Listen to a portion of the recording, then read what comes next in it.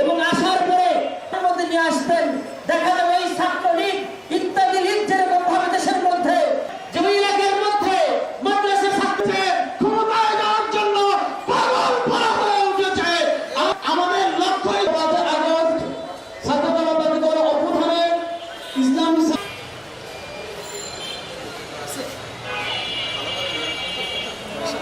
আমি বিশিষ্টভাবে আমাদেরকে বলতে চাই এই সিরাজগঞ্জের একজন এমপি ছিল ধনী জান্নাতুল হেনরি গ্রেফতার হয়েছেন।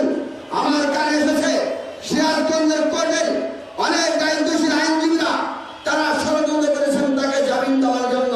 সাবধান করে বলতে চাই আজকে সম্মেলন থেকে, যদি জান্নাতুল হেনরি যদি অর্থ খেয়ে যদি আপনি জামিন দেন, আমরা প্রয়োজনে সিরাজগঞ্জকে বেরিয়ে দিয়ে বাধ্য হব।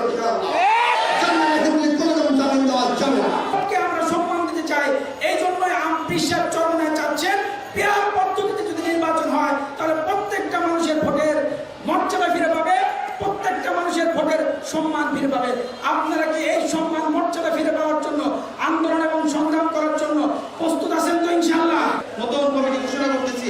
সভাপতি হিসাবে মোহাম্মদ আব্দুর রহিম ভাই, সহসভাপতি হযরত আলী ওসমান, সাধারণ সম্পাদক হিসাবে আশরাফুল ইসলাম।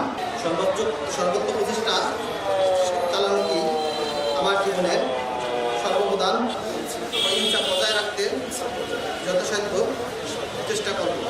আমার উপরে অর্পিত দায়িত্ব